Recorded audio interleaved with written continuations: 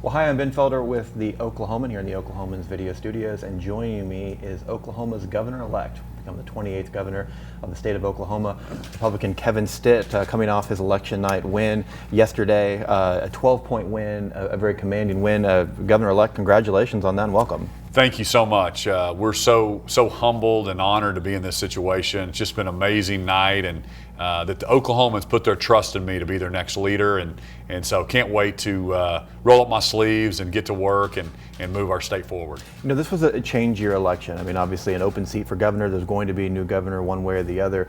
You and your opponent talked about the things that you wanted to change. You came in on top, and I'm curious, what is the mandate that voters are sending you to the Capitol with?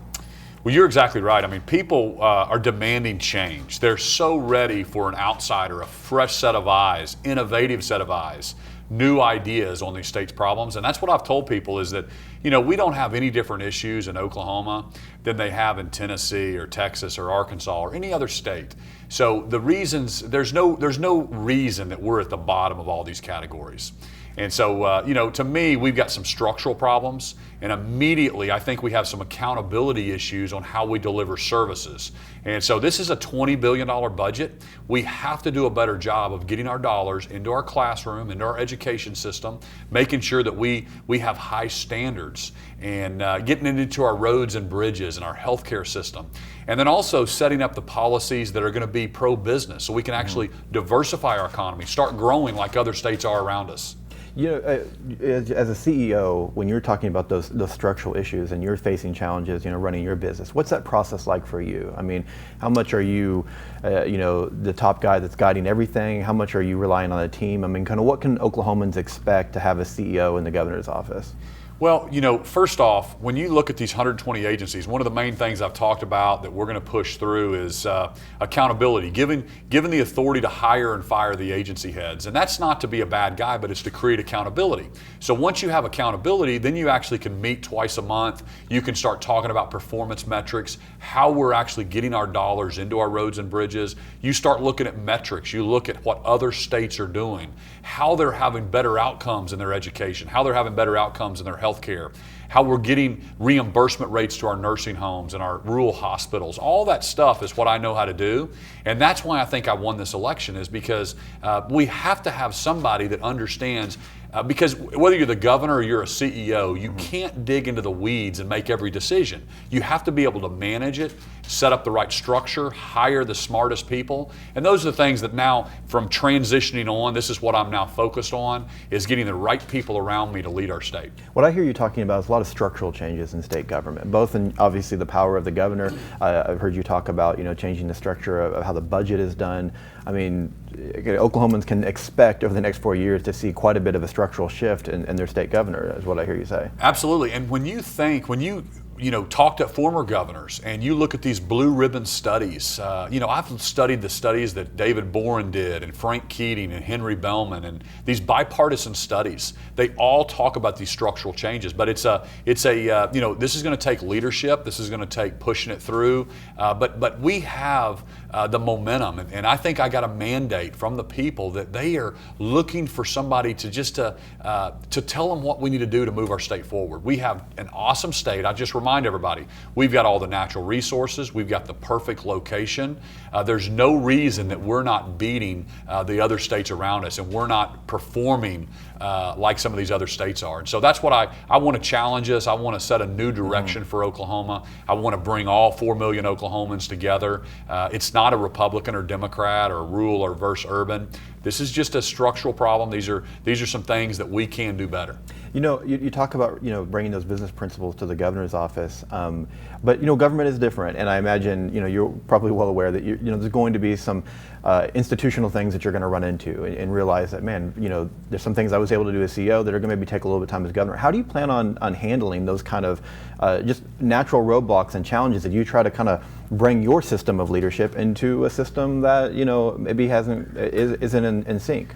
And here's the deal. I can't do this by myself. I know I can't. So I've already started reaching out to all 101 House members and all 48 senators, even our federal delegation. I'll do things differently. I called Kendra Horn this morning and had a great conversation. I told her congratulations, and I want her to know that she's got a seat at the table. She's going to be able, I'm going to lean on them to make sure that they are letting me know what happens in Washington, D.C., what those things can do to help our state.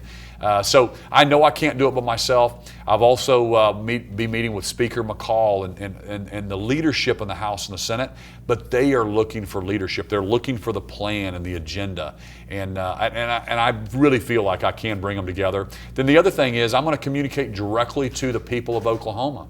I'm going to be on your show a lot and talking to the newspapers and the television stations and maybe doing teletown halls where I can call out. And I'm going to explain it to Oklahomans, here's what we need to do to move forward.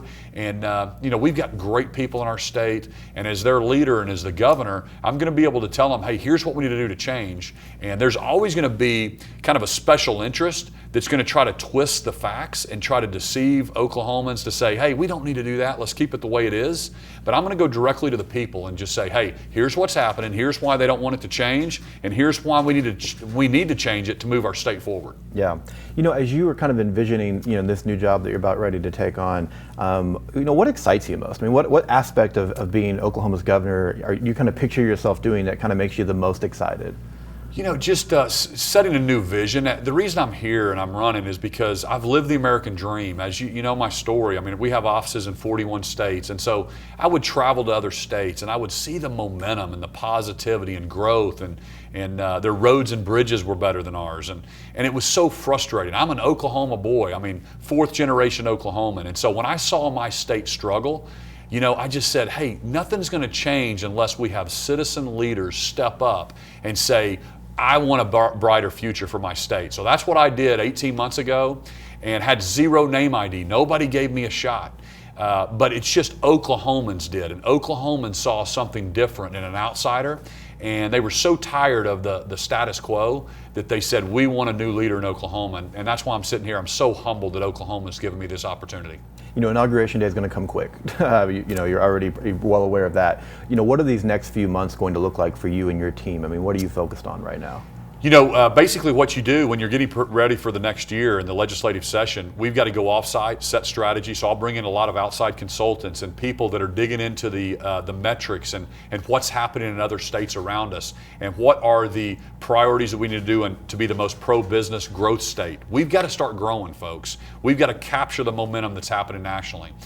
What are the 5 things we're going to do under education and healthcare? So right now for the next 60 days, it's about setting that strategy. I'll be announcing our transition team. I'll be announcing some key hires. It's about hiring the best, most qualified people at this point. And then getting our legislative agenda rolled out starting January 14th. Because you're right, it is not much time between now and January 14th. You mentioned kind of bringing in maybe some consultants, taking a look at some aspects that are working in other states. I mean, that's work you plan on doing before you even become governor. Oh, 100%. It's already starting today. We're getting these dates on the schedule. We've even for the last 2 months, I've had people quietly working on transition. We thought we would be in this situation, so we're not starting flat-footed here. We've had for months now folks working behind the scenes on transition because you just can't start on today's November 7th. So you can't start today. We've kind of got this stuff rolling.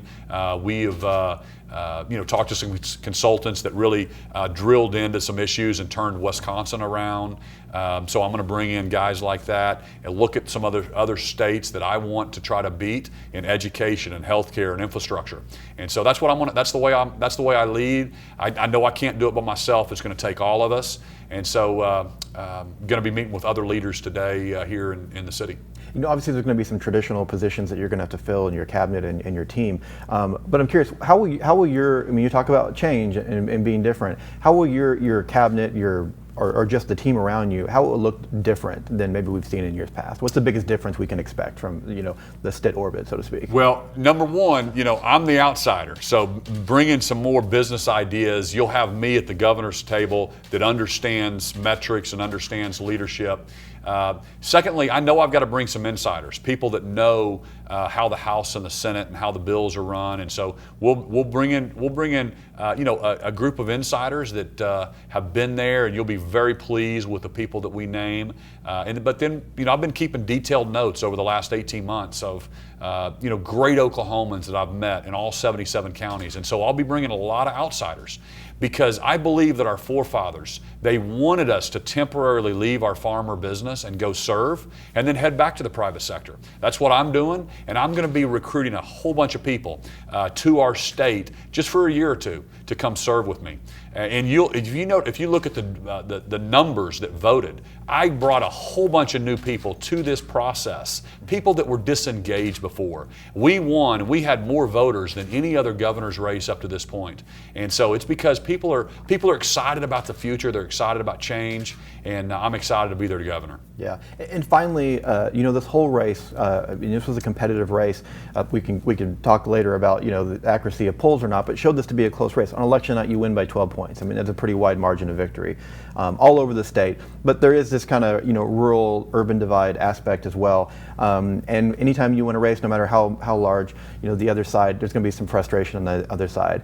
How do you plan on kind of reaching across the aisle, working to try to capture some of Edmonton's supporters? What's the best thing you can say to them, do you feel like, to try to get them in your corner? Yeah, so what I would tell them, and I've been telling them the whole time, is listen, I'm going to be the governor for all 4 million Oklahomans. So whether you voted for me or you voted for my opponent, now we're all Oklahomans. And so we need to focus on the issues and moving forward. And so I'm not a partisan person. Like I said before, I've been reaching out to the Democrats and the Republicans, and I'm a pragmatist. I just see a problem and I want to go fix it.